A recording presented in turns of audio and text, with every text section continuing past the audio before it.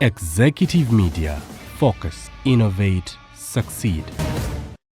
Omwana w'omuka omukadami w'abalangira n'abambejja Niko Mutooro yo mu Mutooro Comedy House Experience season ey'okubiri nga 15 Mei 2026 ku Club Obligato Mutooro Comedy House yonna yakutusanyusa ng'ekulembeddwamu Vanessa Kayiira, Sana Lunanagira, Chukambo Mutamivu, Angela Angel, Regani n'abalala bangi ne bakomedians bonna Amato Malanguzi, Madra Nechiko, Mary Hatstumbetu, Sami Neshawa ku miryango gikusasula $2,000 $5 VIP emeza yakakadde mujatuseke mujatusimba kagere mu comedy bino biwagidwa Star Times Makula Chika, Heavy Chicken, Suzo Properties, Crown Japan Katwe, Mami Gadgets, Alma Skin Clinic, QC Nansana, 5D's Phones and Accessories, Panzatronics, Gadget Junction, Power Alcoholic Kombucha ne Radio 4 Ikop bakube babifanani olikwenda bifanani birungi bakukube bakwize ti oli munoni omukolo bagukolere olina kwandula olina nankani bya wedding olina graduation nibo bofirirwa so kwenda kukola nankani send off decent wesimbye omukalulu decent funaba Ikop abo bulwo bayito batako tubateeko tuli kujja mukulonda era tibasasula be kale sasula olikwenda bya bululu yes bakukube mukuba ni poster ate bana mukuba poster olikwenda bana dedo kubutundu bali mu poster anguli mutunigira muko chali wife ani chali wa mwazira sente yasina n'okumuyamba oyo omusaada eri ekindi aba Ikop olikwenda poster kale bana butundu bali billboard jamba na ife aba business card mudikola nteno naba akolene ya nedo debeta bolochuwa dindi bolochuwa chechimu ne business card ate kalenda muwandika ku t-shirt. Follow us on Instagram at Ikop Photography or call +256 702 935 078. Don't forget, they do it smart. Book with us today. And branding at Print Creations. From custom gift sets to unique promotional items, creative signages and general printing, we've got everything you need to elevate your brand. Visit us at Chum Towers, Suite 70 on Kuruma Road, Lighthouse, Suites D14, D15 and F13. We offer a wide range of stationery supplies, awards and a vintage collection that stands out. Call us today at 0934 893 333 or WhatsApp 0702 683 317. Follow us on Facebook, Instagram and X at Print Creations. Print Creations, where quality, excellence and uniqueness meet.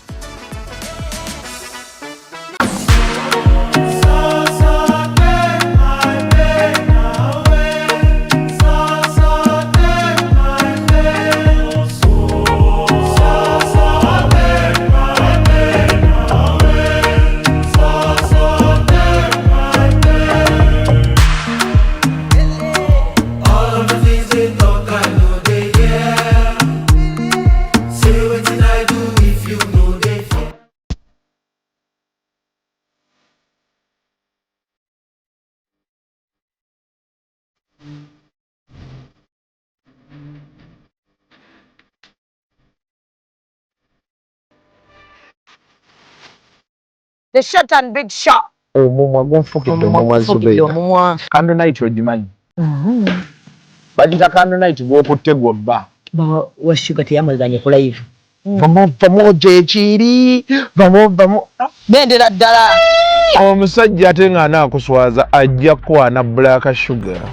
Abasajja munyiga nga tebabati. N'oyingira n'atakubuuza. Ekibonyaabonya ababooda abasinga. Financial literacy. Oli abeera n'etaano ate nagenda n'akwanamu. Agala mutabani wange wakati w'emyaka alina okubanga ekyalo akikuttemu ekitundutundu. Anayakola kimpanya n'alagako nno panda nti si wa muzannyo. Ate kye nayagala ku ttiimu ya Mama Fiina. Sente eziwaayo. Naye tebasaba njawulo. The short and big show. Abantu bajaagalira ddala. We always love you.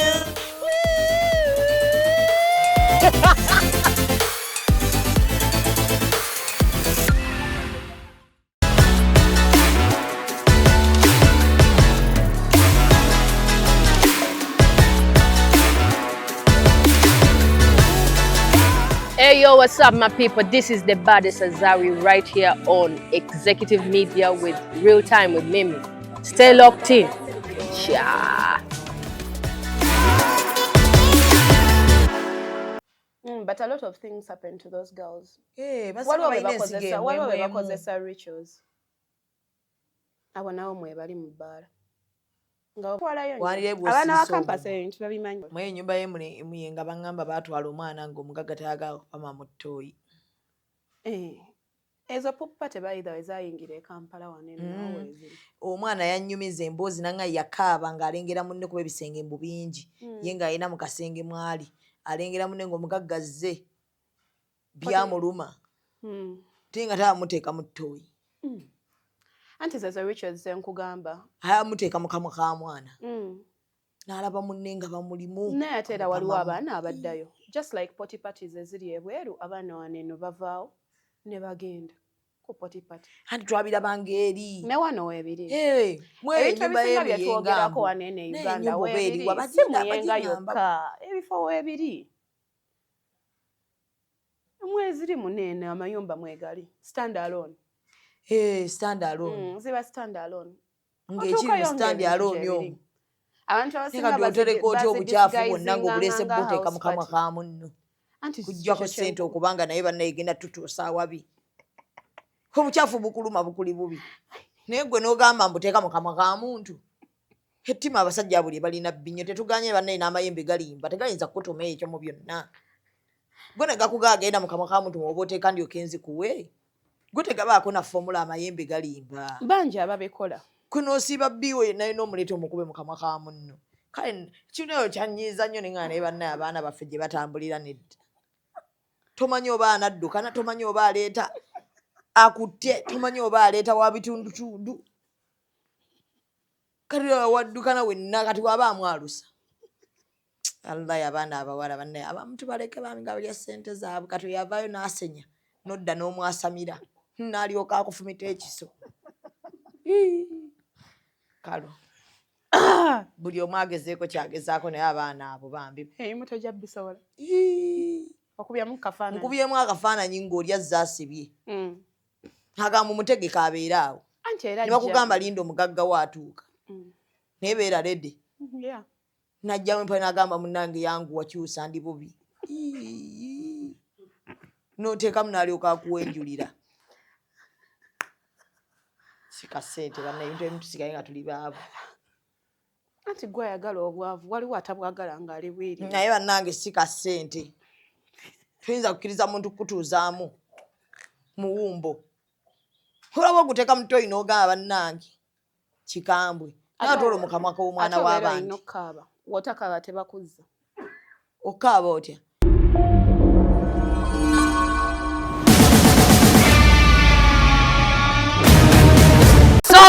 Nsubira buli omu ali bulungi kamera nkola. Akulindemu omuntu bw'aba akola mulinde. Badde ogamba ki wamma? Real time with Mimi wano tubeerawo okwogera amazima meerere. Titwagalawo nnyo bantu balimba. Tubeerawo n'abantu ab'enjawulo era nga tuli ku executive media. Gwe ky'oba okola byonna biwulire byonna babyogere naye mutambuze ku link mu subscribing. Omulamwa gw'aba subscribers emitwalo ameka? 5. Eyo mimwa mugitambuza omugambo mugukuba n'esiraba aba subscribers. Byonna tubikole ne tweyongera okuleeta baki? Ba subscribers. Ofanseko kubigenda maaso mu ggwanga. Olaba ebintu bingi bikutta. Teri muntu wankwenga gwe muwala gwe. You are a fake friend wankolamu obubwa. Gwe waleeta akagambo ka life is Zubeda. Onkozeemu ebintu bingi waliwo n'ekirala mbadde mu ttooyi ne nkulya ng'olina pulaani gy'oliko. But it is okay. Carol, go on. But you know I love you so much. At least that I know. Nendooza inbox yejjudde abavubuka abaagala ku bakyala abakulu. Kituufu. Nagamba wano eno Zubeera nti abaana tebaagala kukola. Kuba kati ebaagirabanga chance sebo bwe wayogera wano. Nti mu mabaala mubeeramu abaana abeetunda. Anti that is the other disadvantages. Ebintu ebimu bino we mubyogerako. Muyina be mubuulirira, muyina be muwoninga. Abagirabanga opportunity. Waliwo go eyagirabanga opportunity. Kati leero ate abawala era bo tebagirabenga opportunity. Simanyi. Kuba mbadde njagala ope ku mboozi y'abawala mu mabaala. Tejikoleko. Kuba waliwo eyaŋŋambye nti abaana abawala mulimu omwa ekiro abakola nga batambuza njaga nga bo gwabo tegwazze bakwetunda. Bo batambuza njaga. Waliwo amayumba agali muno, waliwo ennyumba gye bandagiridde emuyenga, simanyi oba ogimanyi. Muyenga ziriyo nga 2-3. Nekalo. Ekiro bateweebasoba mu lisaaki. Gavumenti yandibadde nnogo omulimu. Nedda tokikola. Bangambye ennyumba eri eyo omwana bamuleeta abagagga tebakyasinkana baana mu Airbnb bo tebakyagenda mu ziwoteeri. Ennyumba gwe nga kale ogikwata n'ogirentinga. Kati omugagga ye najja ng'omufunidde omwana. Oba abaana. Bapimpinga abaana wano. Ate aba bapimpinga bawala bato. Kati waliwo gwe baŋŋambye omugagga yajja ng'ali stressed business eganye okutuka. Eya gold. N'amukubira n'amugamba ndeeterayo omuwala wano. Ne bamuleetera omuwala n'atumya bakwano be ate ye. Waliwo omuwala ng'ayagala kulaba alaba bulabi ng'ali alinga ali ku TV waati. Mwe bali abo nabo ng'alaba bulabi nga ye ekimusanyusa kulaba bulabi. Lero oluyimba lwa Gisineeke. E Kampala bwe buziba buli omu afuuka vampire. Okitegedde. Kaakati abaana obulamu bw'aba Gen Z ekiro buba butya abawala. Discovery time era kituufu. Ebintu ebyo mwebiri byatandika dda naye ne kati mwebiri. Obuzibu nti bambi abaana abamu be batwala abatamanyi kyagenze kukola kituufu. Oli ajja kuvaayo agambe teri gwe baleeta nga tamanyi okitegeera. Ajja labayo omuwala kale ali awo alabika bulungi buli kaseera abeera mu mabaala anywa buli kimu ekyebbeeyi abeera ne ssente avuga emmotoka nnungi. Ajja amugambe nange njagala. Ate abawala abamu betulaba kuneeno. Abawala kwe bali kuno abatraininga, not all of them because wetukyogerayo bati oli ajja agamba mbu tukuba abawala abali successful. Mwe bali not all of them but mwe bali nga balabika bulungi. Tutuuka tutya nze ngende wa recruiter. Shamim njagala weegendereze. Abawala abo abasinga okubeera nga essaawa zino kwebali si bonna naye bangi nga kwebali avuga emmotoka nnungi ayina ssente abeera mu apartment nnungi naye nga weebuuza gundi ayina mulimu ki nti ayinawo wali ka makeup studio naye nga makeup studio weeri renti waakamu 2 buli mwezi naye nga ye alabikayo emirundi 2 omwezi ekifo emirundi egisinga kiba kiggale talinawo nabakozi ebyo mbiraba nnyo. Ng'oba ayinawo omukozi naye nga ye alabikayo omulundi gumu mu mwezi ate waalabikawo n'amalawo eddakiika 3 kukwata bu vidiyo n'abula. Ng'addamu aggalawo. Ab'ekizimbe beebuuza akola ddi? Naye ng'ate mwenna muba munoonya renti nga ye yasasula dda up front. Mwabasiibawo. Kati kino aba akola ki? Aba akola ki wano? Eba office. Kati njagala process y'abaana bano. Batuuka batya okugenda nti ajja ewange mupimpinge process ebeera babajja waka nga babajjayo. Abo abawala benkugambye bakola gundi barecruiting. Ola ng'omuntu w'onaabeera n'emirimu gye gya Gibbs Bridal n'otandika recruiting abawala n'obayigiriza okutunga. N'oli arecruitinga n'abayigiriza okwegatta.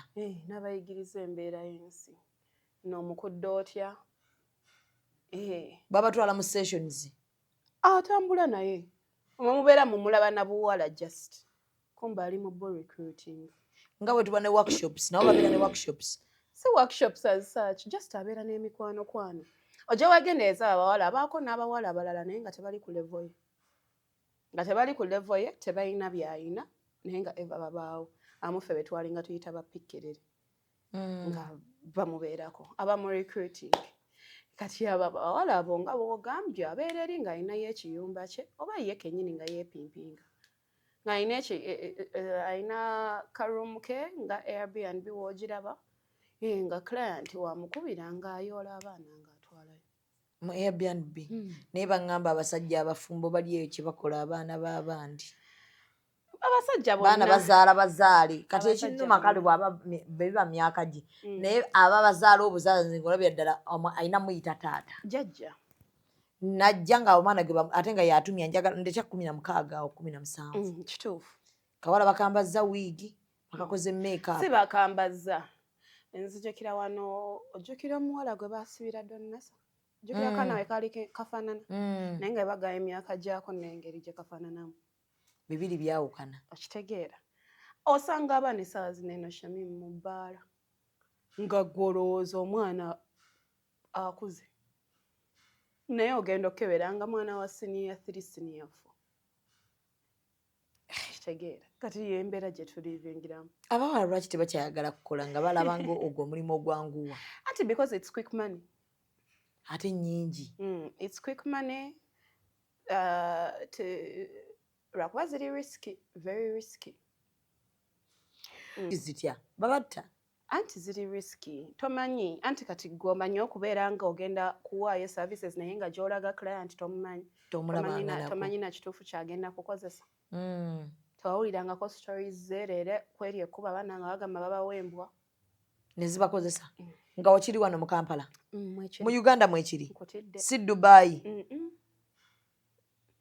embwa nekozesa omwana nga amuwaddeyo aliwa ate ye abeerayo akukola delivery agamba genda embwa zaabwe zisanyuse ate kati bagamba gw'otuukayo manyi ogenze na muntu nawe oli ayita embwayi nekimutuusaako aye kati jjukira omwana watalina waayita essaawa ezo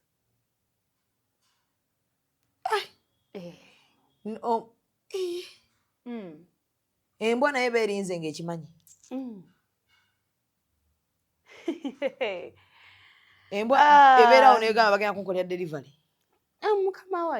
mukama waayo aba agifuddeko nga ye ekimusanyusa kulaba mbwaye nga yeesanyusa abantu oza si balalu abantu tebagudde eddalu abantu balina fetishes ebintu ebibasanyusa nga biri very weird waliwo n'omuwala omulala gyagenda nga ye amanyi ekimututteyo ng'amanyi agenda meetinga client n'atuukayo waliwo eggwanga eryali wano eno sagala dyogera but eggwanga lyali wano ng'ogwo omuze ligwina nnyo naddala okuva mu lockdown awo ng'era bagenda eyo muyenga munyonyo ag'amakubo nga babeerayo n'amayumba ennyumba nnene omuwala atuukayo amanyi agenze na muntu omu tuuka eri nga bamukozesa balinga 4 ku 6 abasigadde abasangayo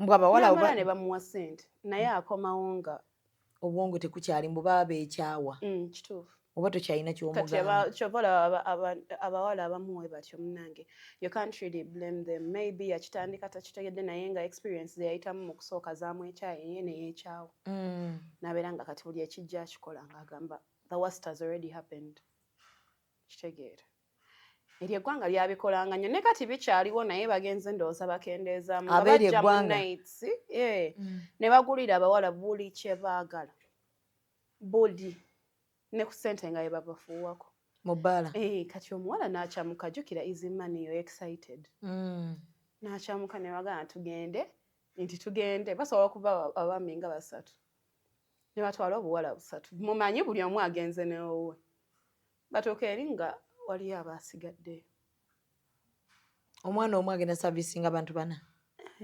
n'okusoba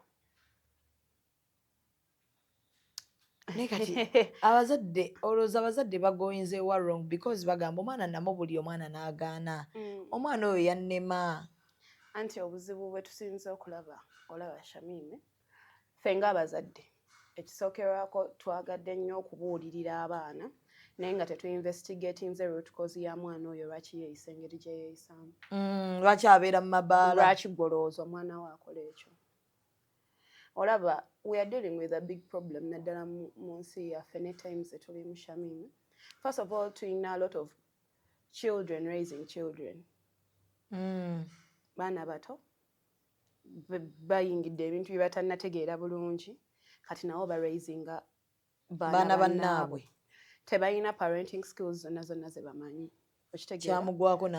kyamugwako n'azaala n'asimbulira awo luli ng'osobola okusanga omuwala n'azaala n'addayo ku ssomero saawa zino tekikyasoboka omwana kasita azaala ng'anoonyezaawo obufumbo agenzeeyo bamuwutudde bamukoze eki akomyewo akaana kakuzeemu akatadde mu muzigo agenda kukola kyagenda maliriza yeetunze olumu ne bamugawo ddayo biki ennaku zino bagamba nti olwedde ssente osoma kunoonya ssente osoma biki anti byebyo z'osoma okufuna nze nzireese agenda zikuwa for how long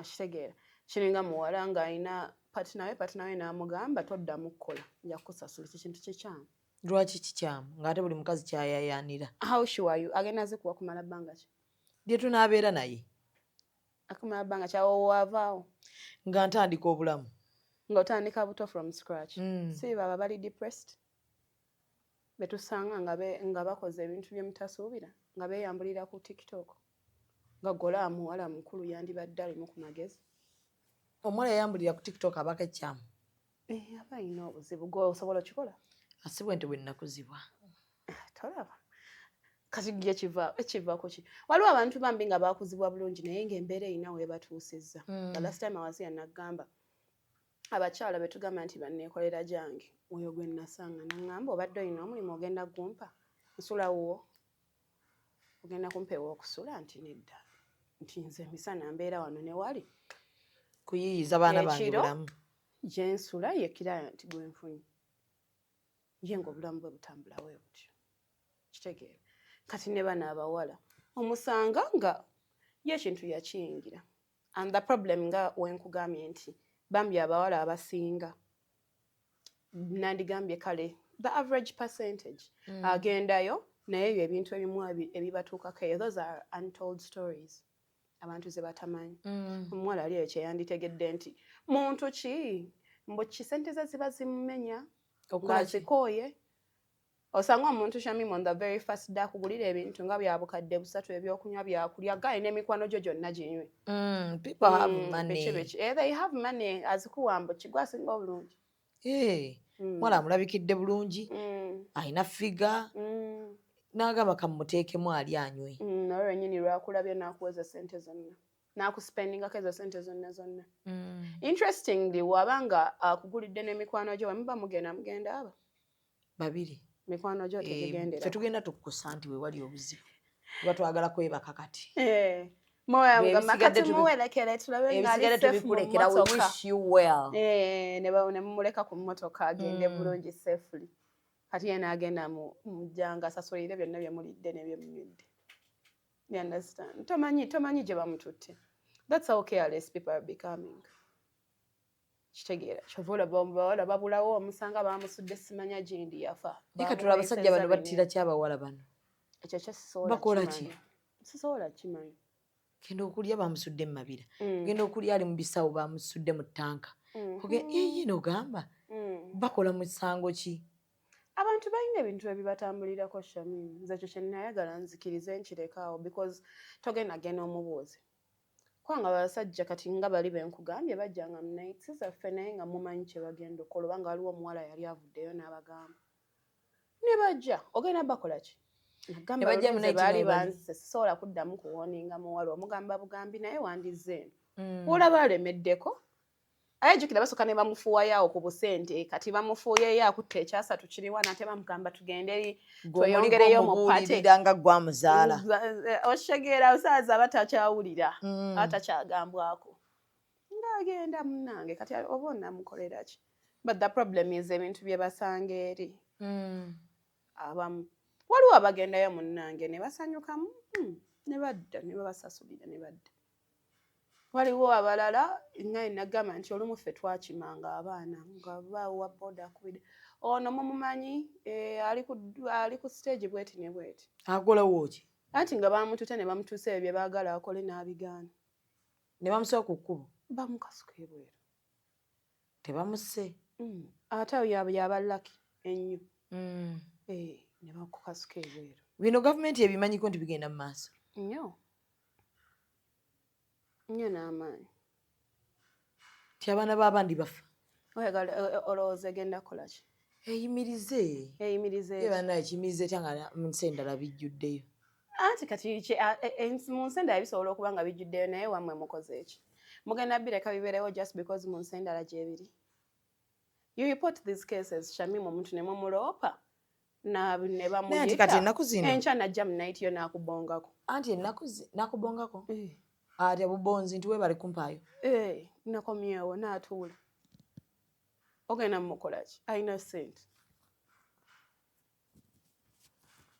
naye ennaku zino waliwo ekintu ekiriwo kisinaba kutegeera abantu ku intaneti bw'ovaayo n'oyogera ku kintu ekyo tinaye bannange abaana abawala lwaki abasajja muggula abaana b'abantu lwaki mupimpinga abaana b'abantu muve ku mirimu gy'abantu nga bakuvuma gwe bwandibadde tewetunda gwe wandibadde okola ki bakuvuma bala ne bagamba naawe ebyokola okitegeera bwe kikuluma kati kyekiri kye nagamba nti nno abawala bangi n'abalenzi ennaku zino eno bafunye sexually transmitted jobs but when you talk about it abantu ne bakuvuma oli agenda vaayo atya okuloopa nga bamulesitinze oba nga bosi wayina kyamukoze agenda vaayo atya ng'alaba mmwe ababyogerako babafiirako babavuma okitegeera these are things kati unfortunately munnanga abantu kye batalitegeera nti ensi gye tulivingamu abantu balina functional depression. I think that is what it is called. Osobola okubeerawo ng'oli depressed naye nga naye tokimanyi otya kisoboka bulungi abantu balina depression naye Shamimu tebakimanyi nti bali depressed kyova abantu bamaliriza bakoze ebintu byemulaba ennaku zino eno n'omulaba n'ogaa gundi ye yakoze kino ekintu ng'abadde depressed. Depression is should I say it is not a disease, it is a condition. Ffe Abannayuganda gye tulemereddwa okutegeera. Kale ekituufu waliwo abagyesibako bo ng'abantu ne bagyesibako abantu abakola ebintu ng'olabira ddala tewali tukozesa nnyo depression trauma ne tubikozesa mu bifo ebikyamu. She's traumatized, she has trauma, she's depressed. Naye nga waliwo abantu ddala ng'ali depressed. Tolabangako omuntu n'afuna obusungu oba n'alwana oba n'akola kintu nga naye gundi bulijjo nga talwana. Nga sikirabangako. Exactly. Nogamba gundi nno yakubye gundi n'ogamba yamukoze eki ekyo. Oshegera abantu babeera n'obusungu bwabwe, they keep in a lot. The problem is right now Shamimu omuntu gw'okugambako ekizibu kyo naye akubula. Akubula because ogenda kigamba Mimi okisanga eri okisanga eno okisanga eno. You understand? People don't have people to confide in. Kitegeera. At the same time tetukyalina mikwano. Naye n'abawala bennyini oza bakyagambwako. Ndi omugamba kati n'akuvuma. N'akugamba atya? Obadde oŋŋamba gonzaala. Shamimu gwe ng'omuntu you have your own that we shall address as a human being.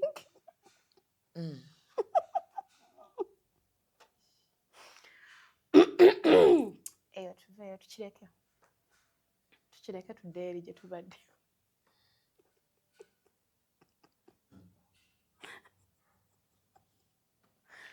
Kyembadde ntegeeza nti you are a very good person kati it's easy to manipulate you. Si mu bubi olina okikkiriza gwe nga ggwe olwo yakakolera eddakiika mmeka 2 kimuwa ekyokuyiga mumugjeeko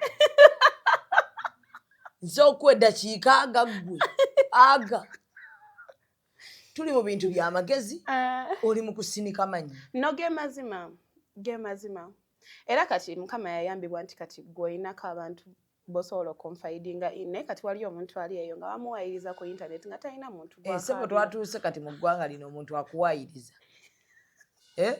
n'abala okukuwayiriza najja n'asupporting okuwayirizibwakwe n'amala n'agenda ye n'aga alina mu depression nga ye yali mu depression n'akuwayiriza ng'akimanyi bulungi nnyo singa banvaamu bye bagenda oleeta ensi yonna ejja kuba envuddemu anti kati ekyo eyo fiya yemutwala mu depression kati n'agamba kambawaayirize nze nkiveemu ye n'amala ate n'agenda ne mu depression n'agamba abantu bantutte ne mu depression yaabwe. But you see that is partly that is your responsibility Shamimu as a human being because personally nkimanyi you aid some of these things. Olanga wetwayitogera ku let's say domestic violence omuntu n'omugamba nti omukazi bamukuba oluyo olusooka n'asigalawo ekyane bamukuba eriiso n'agenda ne ku polisi n'agamba mumute agambe taliddamu kunkuba liiso oluddako bajja mukuba bamutte mumusanga alijje nabagambanga mujjuke aliwe namusonyiwa nga alikubye eryasooka kuno yasazeewo dijjamu bujja. You the one who creates those patterns. Omuntu omulaga nti leero nkoze ekyobusiru naye nkusonyiye noddamu n'omuseereza n'akola yes nti olina kati gwe towa chances it's not about chances because no one is perfect. Ffenna tetuli perfect Shamim. Naye omanya omuntu waliwo ekintu kyakukola Shamim, tubadde n'abantu omuntu n'akukola ekintu nga wadde tokimusuubiramu yadde n'akatono. Yesu osobola omusonyiwa naye ate wali wabadde si w'omuzza. Kati ekyo abantu kye batategeera nti nja kusonyiwa naye ate w'obadde si wenkuzza. Kati gwe wali w'obadde nti obadde osonyiwa ate n'omuzza wennyini we yali n'addamu n'akikola. Humanity, not actually humanity, human beings are a product of patterns. Nti ojja kikola omuzze n'akiddemu pattern weegenda ekula mu mutwe gwe atandika okulowooza nti ekyo kiri acceptable. Kiri nnomo. Okitegeera. Ekyo. Abeera nga okusonyiwa omuntu n'omulekaawo. N'omuzza mu kifo kye kimu.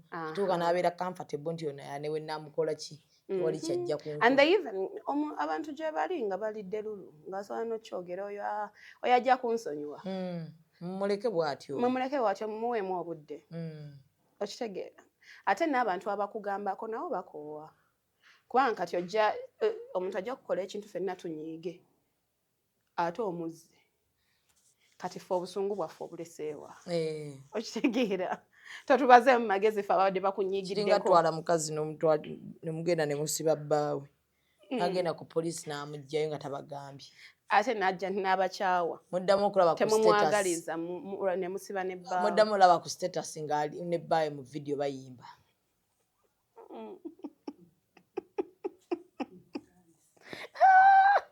Ngali ne bbaawe mu vidiyo bayimba. Ekuba okutte efuubwefu. Ng'ali awo. Hamukutte wagamba. Batwogeredde nga baagala kimondeke. Nga batwogeredde nga baagala kimonkyawe. Muyiga okwesonyiwa relationships z'abantu. Oba oli awo. Ekyo kikuwa ekyokuyiga. Baleke okuyita abantu okubayamba. Nedda okuyitibwa tekijja kulekeraawo but omanya w'olina okukoma. Balekerawo yita abantu bayamba. Abayimbira awali abaagalana tossaayo kikyo. Obaako ne wookoma. Ekyo nakigamba mwana muwala waffe. Kyamuwadde ekyokuyiga. Yayize. Bwensuubira. Katumusabe. Kuba bamutadde ku misomaali bamukomerera. Yali apaala. Namubuuza woyise ku yayo sanze wani nani. Tikalo. Namwa lwaki tayimuse kuwerekera. Takikola. Kyokka ssebo mwamuwa bulunyo ba RDC. Abegombolola, ab'omuluka, abaawa. Twala ono ba CDF ne mubakubira. Olutalo olwo tewandiruntaddemu anti. Badanduyisa wabweru.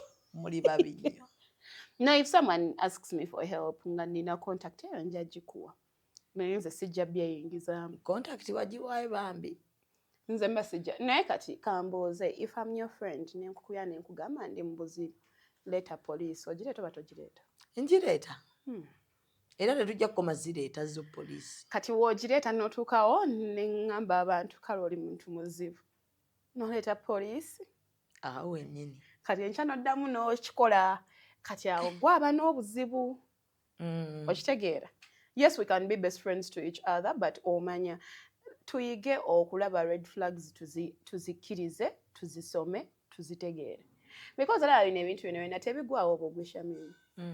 You look at patterns, kiringa relationships, abantu basiba bagamba red flags tuziraba. Naye we see them as red roses, n'oziyitako. Anti omusajja kkuba oli olusooka n'ogaaya atagenderedde. Abalala baŋŋambye mbu simanya watakkuba batakwagala. Waliwo omukazi watakkuba taba muntu. Namulaba. Ye bufumbo bwe bwa miggo. Naye ng'oyo omusajja yali amutijjisa by then nga yavaayo. Bamukuba nnyo. Gwe mukwano gwe totunulayo. Baasukamu. Omanyi omu? Gwe nzijukira. Ono yamutegesa okukyala n'atajja. Ese yali amukuba. Kalade waliwo yamukuba mu kivulu kya Luuna ekyakaggwa. Juzi wano. Kyeka ye ng'omuntu just bambi ayagala okukubwamu. Mbu ye we batamukuba tebamanya nti bamwagala. Bawutule tujja mukyalira. Juzi abadde aweereza n'ebintu ku DHL. Yafuna omusajja wa wiiki emu. Birthday n'etuukira mu wiiki ey'emu. Ali Bungereza. N'agula ebintu abiweereze ku DHL. Oyo ngena muwa bali abavubuka kuba alina laavu. Ne tulyoka tumuwooninga kana akajanjeera tewandiweereza bintu ku DHL mu wiiki musajja naga bwoba obiweereza onteerako ne ku ssente naweereza awo nno yatandika okuba nga alabukira nina laavu nange njigwamu nesiwuliriza naye ekintu kyokuwaayo sitatasi yebankambwe ng'oli mulaavu nze wenkulabira ne manya nti kati wagudde mulaavu gamba llayi eba oyogera ebigambo bingi just mantekayo bukaption obulungi. And by the way, Shamima, I know you're always smiling when you're watching my statuses. How? I know. Where? Idi. I know Ani you're yachikuga always nti smiling. zinyumira statusizo. Uncle yangamba. Za kisiru.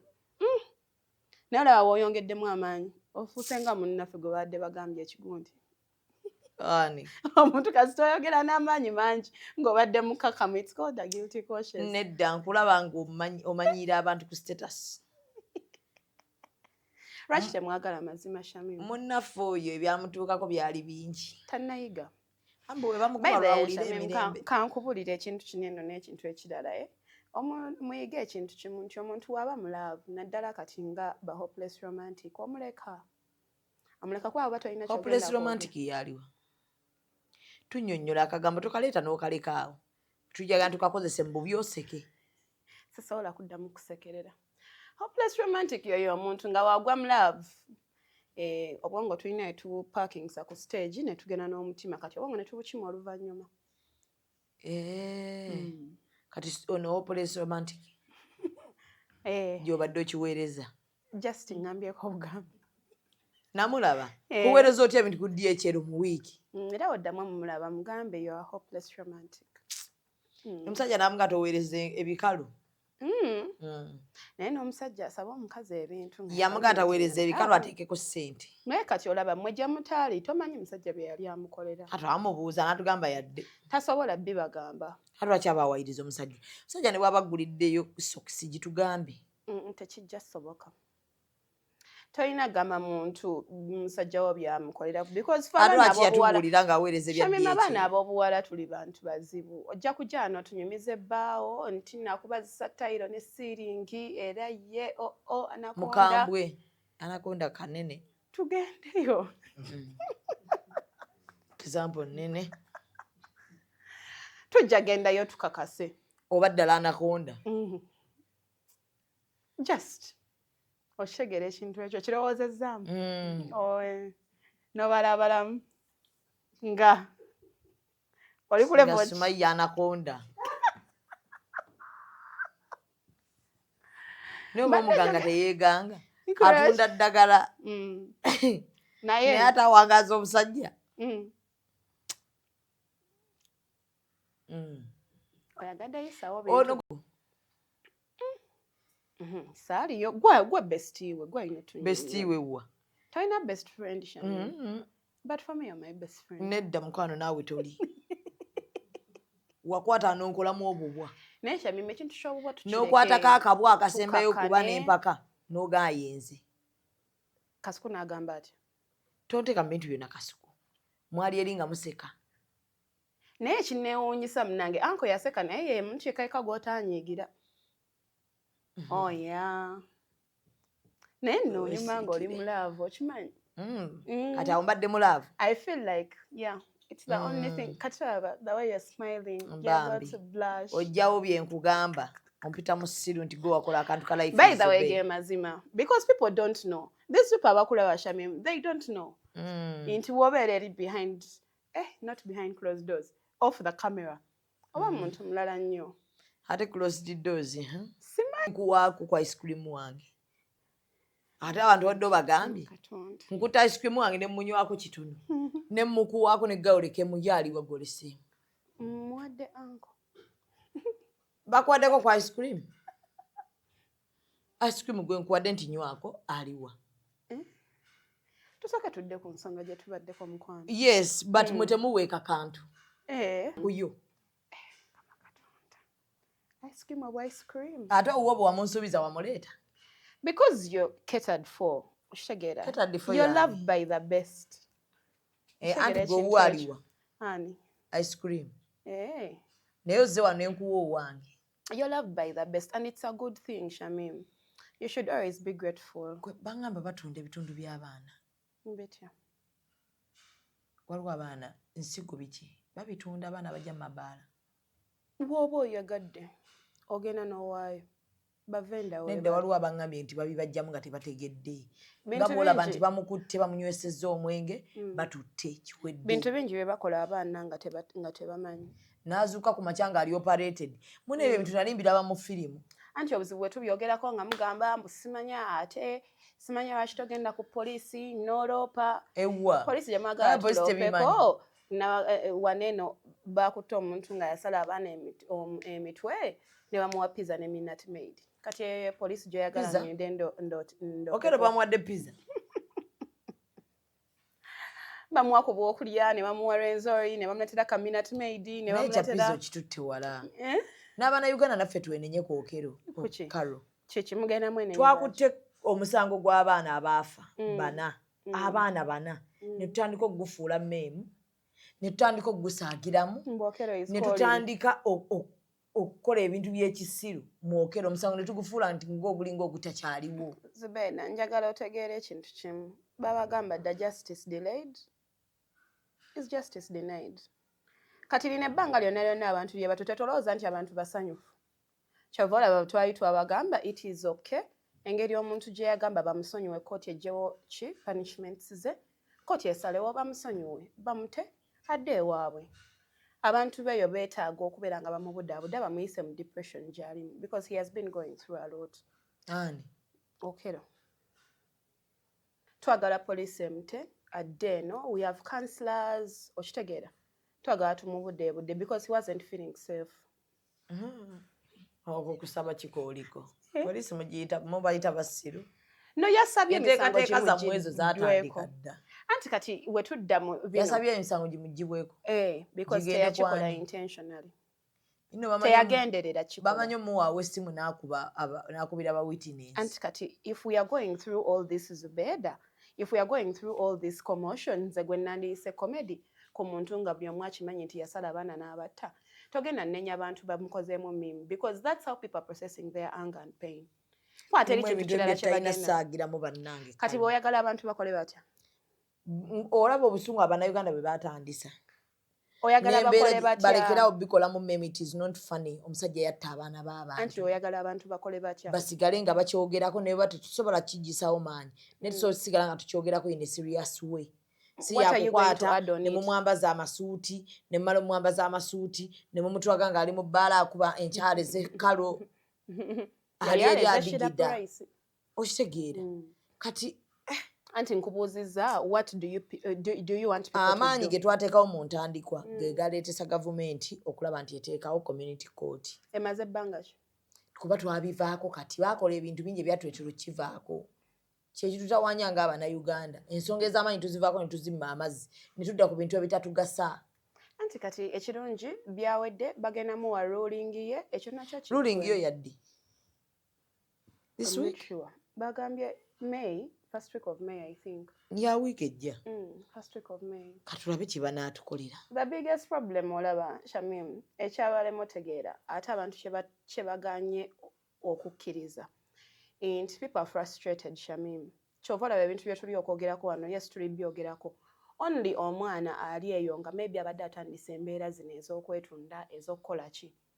N'afuna amagezi agategeera nga we wagamye mu ntandikwa nti tujja byogerako gw'ayagadde piki nga mukyopikinze gw'atayagadde bireke gw'awulira ng'oli frustrated nakugamba all of us as Ugandans have a right to be stupid gw'awulira nga muli olabye eno video nga yeekuletedde nvuma so long as it helps you sleep at night. Juliana bwe yagambye owulira ngo yamuvumira mwaka muvume naye omala n'omubuulira bw'omaze omuvuma weeyongeddeko ki? Anti kyekyo because kati olaba bano abantu ekisookerwako mwe bano abantu abatuvuma nga togedde ku bino ebintu mulimu abantu nga ye ali depressed nga anoonya busungu wa buteeka n'alaba ng'oyogedde ku kintu najja n'akuvuma okitegeera mulimu abantu nga bo balaba tubayingiridde business okitegeera oyogedde ku bawala batambuza enjaga mu bbaala bagitambuza but ogitambuza gw'ogiwadde aginywa ne bano abalala bagenda ogiwa betuli mu kutaasa Amabaala essaawa zino eno gakkiriza abavubuka abakola shisha okuteeka enjaga mu shisha. Yes, agisabye ayinza okuba nga ye akyagala nga kijjamu womera. Naye abantu abo of course tebanywa bokka. Awadde ono omugenda olaba abaana bavudde. Kati shisha si njaga. Lwaki avaamu omukka? Sigala njaga. Drug. Taaba duraga. Kati kitegeeza kati muyiwamu kyo bulala. Lwaki bwaka bbulu? N'obuki. Shisha yaka bbulu. Anti mwamutwala we wa shisha yaka bbulu. Akatala ke kali ka bbulu. Si kataala. Omuntu yenna yali ayaka bbulu. Omuntu nga yaka. Skin yenge yaka bbulu. Ange ebimuvaamu bya bbulu. Nga akantu kana akayimiridde kalimu bbulu. Naye nga ye omukka gwonna gumukutte. Walaba red. Omukka guba gwa white. Just flavors ziba different. Babayiweramu flavor. Kati abaafugira bw'ati omukka ne gumujjwa gy'emirembe. Gaye kye kimusanyusa. Kati shisha yavaawa? Nasimanyi. Mu ggwanga nga teyaliimu. Okakasa? Shisha teyaliimu. Shisha teyaliimu. Kuva dda nga ndaba shisha nze nasoma. Ng'okulaba omwana omuwala ayeekuba shisha? Naye waliwo amawanga agamu ng'okyala n'ewaabwe nga kwali ku mmeeza. Ani? Gwe bali. Akabaani? Abo bennyini bagambye. Ako kabaani? Nedda. Akabeera ku mmeeza z'abantu. Shisha abaawo ne bamunywa. N'abawalabu bamuyina ewaka. Abawalabu. Eritreans baani. Anti baba mulina ewaka ne bo. Owaabwe takubanga wa Bannayuganda wano bwakuba. Yakukuba disha mimi. Nalaba abaana baakuba. Nina ne bakwano bange bemmanyi abanywa shisha. N'abakuba. Naye saakyagala. Like olaba olabika ng'omuyaayu. Kati olwanywa enjaga ogenda mugamba ki? Anti njageera. Byawukamu. Onywa shisha? Lwaki oba awolereza? Nkubanga mbimanyi. Gwe tomanyi nti eri njaga? Kati okimanyi nti nina okulya ice cream omusawo wajja kugamba nti ice cream mubi. Nti si mubi. Mukakasa. Ice cream si mubi kugira ng'oyonoonye enkozesa yaayi. Kumunywa buli lunaku. Naye shisha, by the way, shisha is not good. Shisha yonoona amawuggwe. Abasawo batugamba nti enjaga mbi naye nabo baginywa. Enjaga mbi ng'ogikutte n'ogifuula yakufuuwa. Habbo gwe bagamba omulungi omutokose butokosa. Omunywa? Habbo omunywa. Kati ekitegeeza n'eri osobola oginywa. Nedda. Eri yakutokosa butokosa. Okwata bukoola butini n'otokosa n'otekamu gundi. N'onywa akacaayi ng'akemulungu. Akakemulungu si kalungi. Kati olaba ebikukolera waliwo omulala nga tebimukolera. Naye shisha ku mwana omuwala oba olabika ng'omujaaju. Anti that is omuntu ajja kujja kugamesha mimi, that is your opinion. Kuba lwaki mu ntandika omwana aba ayaka omuliro? Bw'ayamulaba ayaka omuliro nze sibalabangako ky'okola.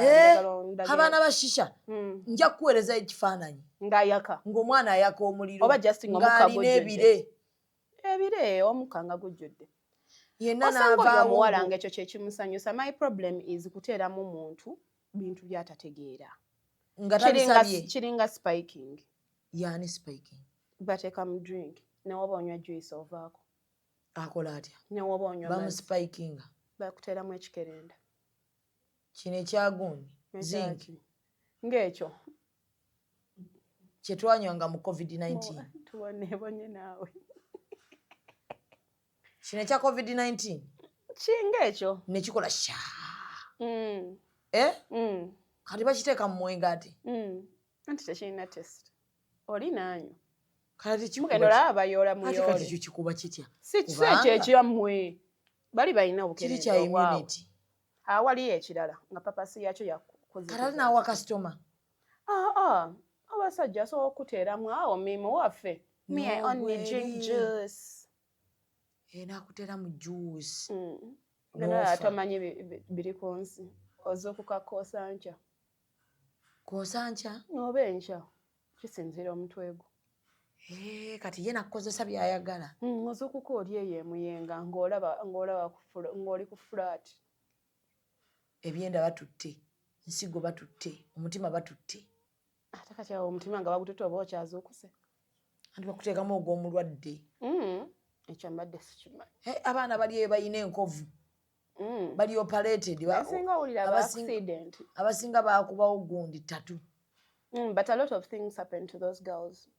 waliwo bebakozesa rituals abo nabo mwebali mu bbaala ngawo bakola rituals nga yazze kukima bawala batwala eri bakola ebintu byabwe we bajjajja waliwo story yali awo, is it Nana Hostel, is it what? babatwalayo mubeera mu bus ezo ku campus etwaliyo wabeerangayo ezo vaani ezikima abaana yagala okukola ku ssente. Waliwo n'omuwala gwe baayogerako abaali ku mobs recruiting abaana naye abatwala eyo batuukira mu kiyumba nga mulimu bannamukadde ate nga bakazi nga bazze kukola ki kubasanyusaamu nga batutte baana ki bawala kati bannamukadde abakazi bagenda kukola ki anyumiza gwakoowa kubasanyusa abakadde babaleetyako abaana abalenzi kati bano basanyusa ki basanyusa ate abawala tebasanyusa abakadde abakazi sente nagamba waliwo wano omuntu eyawunyumya mbu ku ssente afiira buli kimu akikola bamutwaleyo naye gwe ebintu ebikolebwa ku ssente tonnabikola babatwalayo abaana ba kampasi ebintu babimanyi bakozesa ogendayo n'okozesa emimwa gyo n'okozesa engalo zo n'osanyusa nnamukadde nakuwayo ate babawa ssente n'obeerayo ennaku zo nga 3 n'omala nodda oba 2 gwe gy'otiiridde waliyo abaddayo nibaganze nzizaayo ebyo mbisobola mwe ennyumba ye nga baŋŋamba baatwala omwana ng'omugagga tayagala kupama mu ttooyi ezo pupa tebayitha we zaayingira e Kampala wanenaweziri omwana yannyumiza emboozi nanga yakaaba ng'alengera munne kuba ebisenge mbu bingi ye ng'alina mu kasenge mwali alengera munne ng'omugagga azze byamuluma ti nga taamuteeka mu ttooyi anti zezo rituals zenkugamba ayamuteeka mu kamwa ka mwana n'alaba munne nga bamulimu naye ate era waliwo abaana abaddayo just like potty parties eziri ebweru abaana waneno bavaawo ne bagenda ku potty party anti twabirabanga eri ne wano weebiri ebintu ebisinga bye twogerako wanene Uganda weebiri si muyenga yokka ebifo weebiri mweziri munene amayumba mwegali stand alone ziba stand alone ng'ekiri mu stand alone omwo abantu abasinga otereka otya obukyafu bwonna ng'obuleese bwoteeka mu kamwa ka munno kujjako ssente okubanga naye bannayegenda tutuusa awabi obukyafu bukuluma bukuli bubi naye gwe n'ogamba mbuteeka mu kamwa ka muntu ettima abasajja buli balina bbinyo tetuganye bannaye n'amayembe galimba tegayinza kukutuma ekyo mu byonna gwe ne gakugaa agenda mu kamwa ka muntu oba oteeka ndyoke nzikuwe gwe tegabaako na fomula amayembe galimba bangi ababekola kunoosiiba bbiiwe naye n'omuleeta omukube mu kamwa ka munno kale kino eyo kyanyiiza nnyo ne nga naye bannaye abaana baffe gye batambulira nedda tomanyi oba anaddukana tomanyi oba aleeta akutte tomanyi oba aleeta wa bitundutundu kati waddukana wenna kati waba amwalusa allahi abaana abawala bannaye abamu tubaleke bami nga balya ssente zaabwe kati oyavaayo n'asenya nodda n'omwasamira n'alyoka akufumita ekiso kalo buli omu agezeeko kyagezaako naye abaana abo bambi eyimu tojja bisobola okubyemu kafaananyi nkubyemu akafaananyi ng'oli azze asibye agamba omutegeka abeere awo ne bakugamba linda omugagga waatuuka naye beera redde najjamu empale n'agamba munnange yanguwa kyusa ndi bubi n'oteekamu n'alyoka akuwenjulira sika ssente banna ebintu ebimu tusigaye nga tuli baavu anti gwe ayagala obwavu waliwo atabwagala ng'ali bwiri naye bannange sika ssente tuyinza kukkiriza muntu kukutuuzaamu muwumbo olaba oguteeka mu ttooyi n'ogamba bannange kikambwe naye ate olwo mu kamwa k'omwana w'abandi wotakaaba tebakuzza okaaba otya ng'atondadde omuwumbo mu kamwa ate nkaabe ninda wengusuula nange ate ng'oŋŋamba nkabe bwe nkaaba ne mmira sebo kalo nedda tubeere siriyasi bannange sika ssente abaana b'abantu babayisa mu bintu bingi naye emizimu nagyo girimbamu amayembe gakyuseemu bye gasaba abantu gakyuseemu ekyo kyo gakijjewo kubanga teri muntu ategeera n'ejjembe lirimba omuntu ojjembe ogamba otya omuntu ekyo mu bajjajja bagambye kati olowooza potipati zaava awashami ate nga zikolera ddala abaana bafunyemu ssente omulimu gwe gwakwasa kati batwalayo bamira bumizi engeri gye saatuukayo simanyi kituufu oba bamira gwe walaba ki nze nkimanyiiko naye situukangayo naye nkimanyi gyekiri kati olowooza potipati ze basiba boogerako twandizogeddeko nga teziriyo ani yabuuzaayo omwana omu wa potipati nti mumira mufuna we muyiwa era ofujja naye olina okulaga nti no you're disgusted oba ono ababaka aba be basinga okuzza naye ogendayo naye ogandi gumiti anti kati oba omunyiiza osobola okukubakuba ne bakukasuka ebweru lwaki tokaabye towadde kitiibwa pupu wange tebaagala onyumirwe naye ng'onyumirwa otya ku bukyafu bw'omuntu pozi nga oba yakwetta olaba oteeka mu toyi nawe n'ovaamu nga toyagiddamu ogaa kino kikambwe naye atoola munno era olaba tokaabye omanya yeekyawa aba afuuse experience taba agenze experience kimuki ekyo kiriimu experience madam tekiriimu era netoyi terina experience ate olwo omuntu ayogera ng'omuzadde wooguma nedda abazadde babuuze abaana baabwe naddala abaana bammwe mutamanyi ssente gye bazijja mubabuuze ti mwana ng'okola mulimu ki omwana ojja genda omupiika essente yeekyawe anti kyekyo ekizibu abazadde abamu bateeka nnyo pressure ku baana ovudde ne ku internet sadde we bawoza omwana gwe nakusomesa naye tolina kyonnyambye omwana ng'agenda mu potipati ng'akuleetera akasente ate bambi teboogera ate babawa ssente nnyingi by the way potipati is one of the most expensive kati babala mu miwumbo babala ki simanyi kanjamanya bo basasula batya waliwo basasula shotiro session anti etya babala session ebadde etya nti ebadde yawamu dayoleya session pakirayant nti kati nga bwogenda manyi nti gumu guwedde naye akamwanga kajjula mangu naye baana baffe emirimu egimu ku lw'obulungi bwaffe mugireke kati ate abalina ssente zaabagala obisasulira bo bakoze otya munne abo abantu babaako ekikyamba abasayiko but they are giving out the money anti kati gwogenda beera wano nti abasayiko oba oli mu kudiiringa naye omuntu nga sayiko amimu nga wenna gyano ne nkugamba abaana ab'obulenzi baweddemu value nti kati esaawa zino eno bakola gwakwambala kunyuma genda mu bbaala anti n'amutumya okitegeera kati oli ajja vaayo akugamba okirinako obuzibu ki baanoonya na bunoonya nnambayo balabe bw'obayingiza kati gomanyi abantu bagenda onoonya suma kola wuuyo asindika ne DHL abawe ssente ate abaana baba ne keya anti ye munnaye oli ssente yeppyantula amujja ku gundi akuula middo gikoyo okumerako kkubo hazina atamima abantu gye bali nga balina ssente and they want to use it in whichever way they want to use it okitegeera ojja kujja wano okondeminga oyo gwe twali tumanyi omugagga weeyo oyo yali embwazi yali atumye abawala n'abawa embwazi okitegeera oli aveeyo agambe nze ndi kiryokke mundeke ŋŋendeyo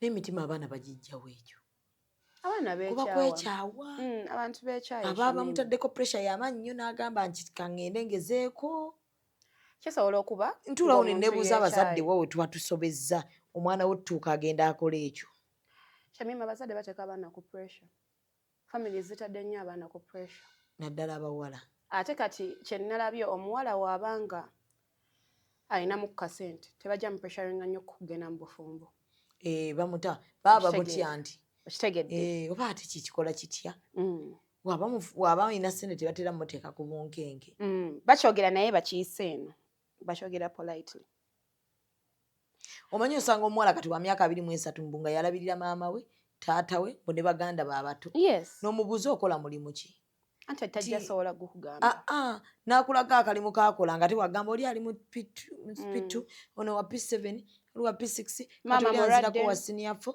nene mama yalwala ekibumba kati ate ne tata yamenyeka okugulu bonna batunuulidde nzi ngolowooza omwana sente azijjawo omwana n'omulaba nga olumu agenda neyeekubisa namu ng'agamba stress zinzita anti kati Shamim olaba oyo omwana agenda akkirize ku olwo pimpu amutwale anti kati laake mukwate nga mbi agwe mubali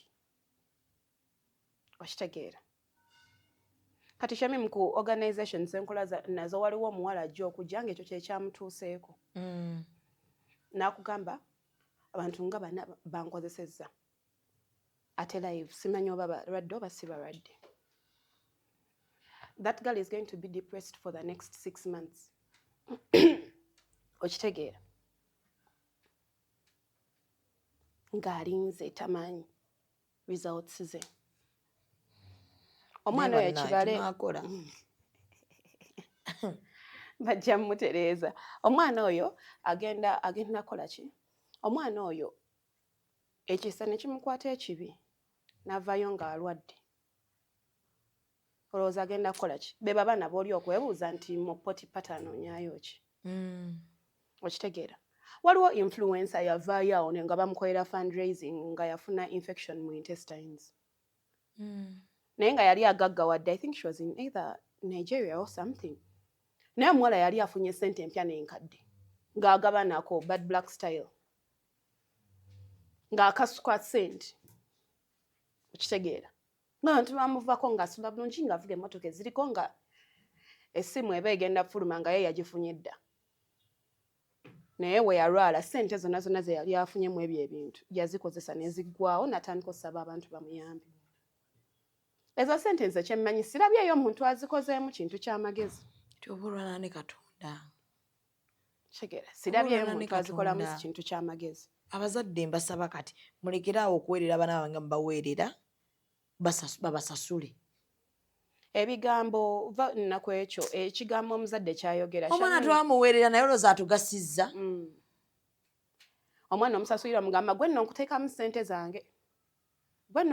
ssente zange olwedde omwana otandisa omuteeka ku pressure agenda tuuka okugraduating oba okuva mu ssomero ng'olwedde alina pressure yanteekamu ssente ze okitegeera abazadde balina n'omuze omulala ogucomparing abaana kale gundi akoze bw'ati kati laba ono senga namwe mubeeranga gundi omwana tomanyi engeri gye kyemudamage nze waliwo abaana nga mental strength yaabwe si y'amaanyi agenda maliriza agenze mu ebyo okitegeera at the moment Shamim emirimu tukkirize ekonomi mbi nnyo ekonomi mbi n'abadde alinawo akaduuka wayiiza watundira obunyaanya kesisi yakayodde agenda wulira nti waliwo ekisajja kigagga wadde kirwadde naye kizigaba atuulaawo agenda kukkiriza agende so kati nga tuvudde that's why nze nakugamba nalekerawo judging abantu baneeno you just try to understand them and pray to God nti bafuna eri comfort mu mitima gyabwe esobola okulekerera ekyo ekintu because si kirungi abantu balwadde abaana bagamba tebatya sirimu naye sirimu tomutya nga tonnamulwala kyogerwa tonnamufuna nga tonnamufuna ojja kwogera buli kimu ojja gezesa buli kimu naye kati ffe abalabyeko abajjanjabyeko yaki okuvaayo akugamba munange bino ebintu gyebiri oshegera abaana babikamize so hungry for money nti ajja vaawo n'omusajja tamanyi mikwano gye tamanyi gy'akolera teri amumanyi tamanyi gy'amutwala natamula n'agenda naye ne weewuunya kati oyo omwana waafuna obuzibu kimukoze tugenda muggyawo shegera tukomewo tulabe surveillance z'ebbaala awo we mututuusizza naye nga ko ka pressure ka social media tekalekeraawo ko keeyongera buli lunaku shegera tekalekeraawo baana ne babeera ku pressure buli lunaku omwana ali ku media bamuvumya obwamalaaya buli lunaku agenda maliriza bukozi agambe kale baabunvuma dda kati kambukole bulijjo obadde ng'okimugamba nga mukimugamba nga alinawo akasente kanono nga mukimugamba agenda maliriza akikoze ekyo nkiteeka ku bantu bali ku media baba commenting nga baliki va ku ffe nti ogenda ku binvuma onvuma obwamalaaya onvuma okwetunda onvuma obulwadde onvuma ebiki ze tebindya okitegeera naye omulala bijja mulya tolowoozezza ku bantu ba representing nze tolowoozezza ku bantu bamudependingako tolowoozezza ku ki tomanyi situation ye at that particular moment ali atya awulira atya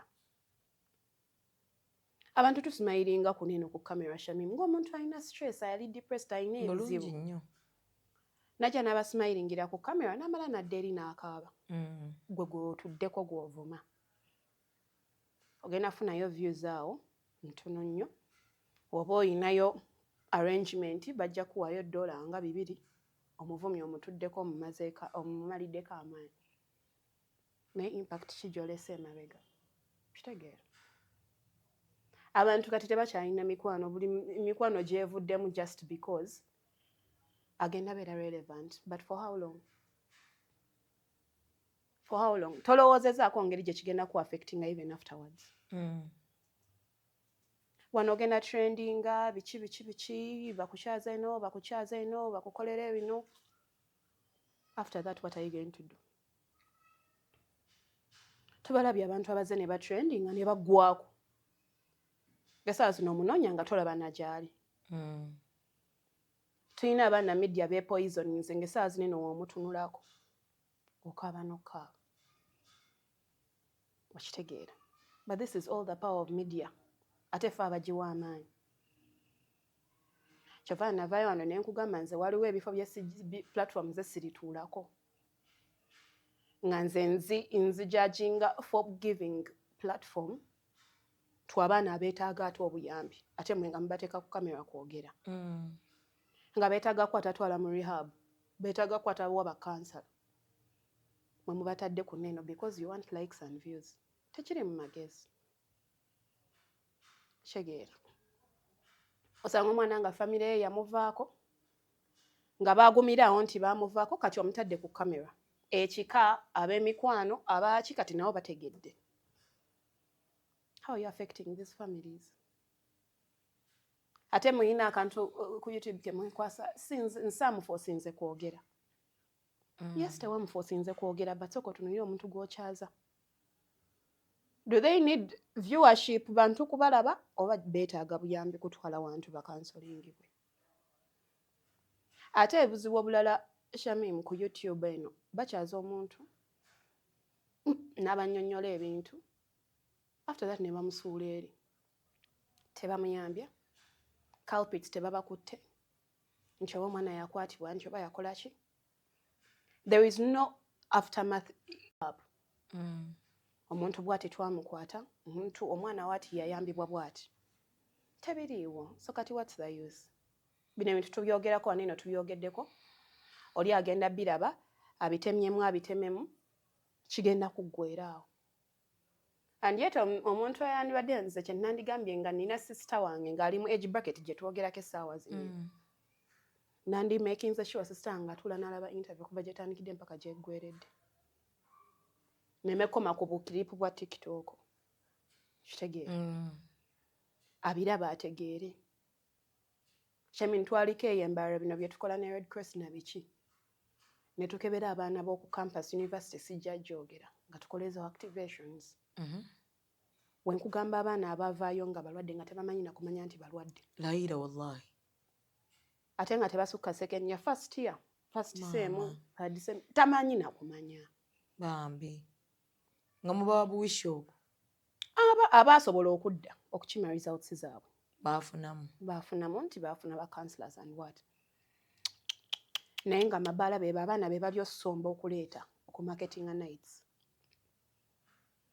basi we ziba zisomba obuwalawala obuli ripe bwe baleeta ate ne baana abasajja abafumbo bwe batunuulidde bwe basanyukiddemu naye akaana gwe just in your mentality olowooza nti kubanga kato tekasobola kuba kalwadde kumbe nako kalwadde kawadde ono omufumbo azizaayo wa mukyala we waka kafunye ssente nako kagenze keeyagadde ne boyfriend waako naye kamusiize boyfriend naye ayinayo sugar mami ne sugar mami bamusiize kati wulira rotation gye tulimu okulwala kyangu. Real time with Mimi, omwana omuwala ali enze nyinza kugamba kola ekijja mu minzizo. Kolako ky'osobodde, bazadde bo tebalina kye bakubanja mpisa na kutya Katonda na kubeera successful. Success tejja leero nkya era toyina ndagaano gye wakola ne Katonda. Kola mpaka olunaku lwe lunaatuuka. Olunaku olugenda okukyusa obulamu bwo lukyanga olwa bulijjo. Nga leero bwe lwakedde n'olunaku olugenda okukyusa obulamu bwo olugenda okukyusa embeera lugenda kukyanga olwa bulijjo okyusa embeera. Lekerawo okwegomba bali ku internet tomanyi ssente gye bazijja. Abakuyita malaaya leka bakuyite, gwe mu mutima gw'okimanyi toli malaaya. Abantu abo be bamu abakupikaapika oli malaaya, abali mu kuvuma era be bamu abajja okukuwaana ng'olina ssente nga bategedde ne we zaava. Be bajja okuvayo bennyini beeweeka obujulizi. Bagaye kale bannange twamuyitanga malaaya naye bambi kye tumwebazaako teyatuddamu tukakasa oba tali malaaya oba malaaya. Naye munnange akoze ebintu oba mu bwamalaaya oba si mu bwamalaaya so abbagamba. Amazima g'ogamanyi. Amazima ogamanyi ne Katonda wo. Tolinaabo abatono abakumanyi gye babaayo. Waliyo abantu abatumanyi kuva gye tuvudde. So bano abatakumanyi abakulabye leero bo batwala ekyo kye balabye leero. Buli lunaku wabayo abantu abapya abalamanya kalo. Waliwo ataakulabako ku sipaaka, waliwo ataakulabako ku bukedde, waliwo ataakulabanga nako ng'ayinza okuba akulaba leero. Nze kyova olaba nagamba abantu ekituleetera okweyanjula buli lunaku waliyo omuntu omupya atutegeera obutegeezi. Nze sinyigira muntu, waliwo omuyimbi gwe bangambye yagenda awantu omusajja mbu n'amugamba yeggwani n'anyiiga mbadde sikuwuliranga kerinnya ndiwulira naye mbadde sikumanyi yeggwe. Omuyimbi n'anyiiga nnyo ekyali kimututte okukolawo teyakikola. Namubuuza obeera otya nga tumumanyi. Tutambulira ddala nno ng'omuntu takumanyi kola ekiri mu minzizo. Kituufu. Wano e Uganda internet eri toxic nnyo teringa eri mu nsi endala nti bo bakolerako bizinensi bo bennyini beewagira bo bennyini Karol asobola okuba ne channel ye nga nze njiranga ne Karol alanga yange. Abannayuganda ne batumanya wamu ffenna nga batulaba nga ffenna tufunamu. Wano kirala nze mba nkuba Karol kugwa nze mpitewo era bwe mmala oyitawo saagala mulala yenna ajja mu position yange yadde nze okuvayo bagambe nti sinze munene mu kintu ekyo. Mba njagala nze mba mbeera omunene mu kintu ekyo paka. Sokolako ky'osobodde ky'otasobodde kireke. Teri gw'obanja. Tolina kubanja, teri gw'osasula. Abazadde bwali buvunaanyizibwa bwabwe okusomesa n'okukola bye baakola kyali kibakakatako. Kati naawe kola ekiri mu minzi zaawo ky'osobodde. Kaakati mu bino ebigambo twalamu ky'oyagadde ky'otayagadde nsaba kirekeewo omulala akitwale. Batuyita executive media. Gwe ky'oba otukolera subscribinga bw'omala tusharingira linki n'abalala basobole okubeera nga bakola ki nga balaba. Mbeera ne ngamba abantu executive media ekikulu si kya views, ekikulu kati kyakuwa message. Twagenza okukizuula nga ebyekisiru abantu babiwa obwongo bungi nnyo ne tubikendeeza kuno bibeereyo ennaku ntono. Ne bwe munaalaba abantu 1,000 mu bantu 1,000 ne bwe tufunamu 5 abategedde kye tugamba kitumala. Naye tufunamu 3 nga be bakyusizza kye babadde bagenda okukola kitumala. Musiibe bulungi mweraba. Executive Media. Focus, innovate, succeed.